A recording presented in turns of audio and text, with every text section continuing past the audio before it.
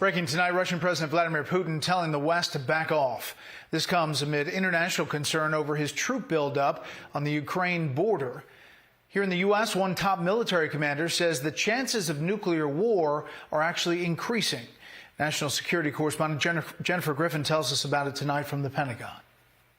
Russian President Vladimir Putin issued a stark warning to the U.S. and NATO during his annual State of the Nation address to Parliament. I hope that no one dares to cross the red line in respect to Russia, and we will determine where it is in each specific case. Putin spoke as Russia continues a massive military buildup on the border with Ukraine.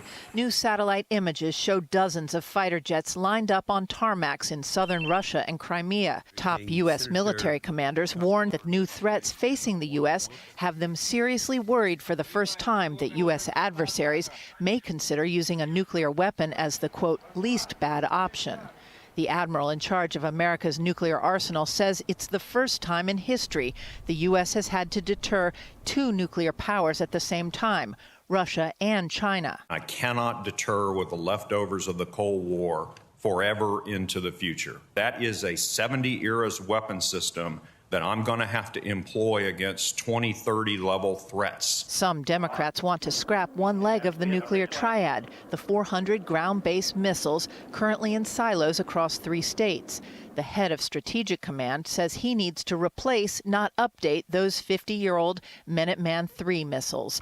Democrats don't like the price tag. You know, we're currently spending $44.5 billion a year on nuclear weapons. And I know that Stratcom likes spending that money, but I don't. The U.S. stopped keeping nuclear-capable bombers like these B-52s in Louisiana on 24-hour alert in 1991.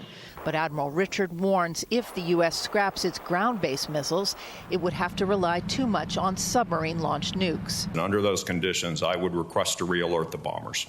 Putin boasted today that Russia will have modernized more than 88% of its nuclear weapons by the end of this year. Admiral Richard says the U.S. hasn't started. Brett? Jennifer Griffin at the Pentagon. Jennifer, thank you.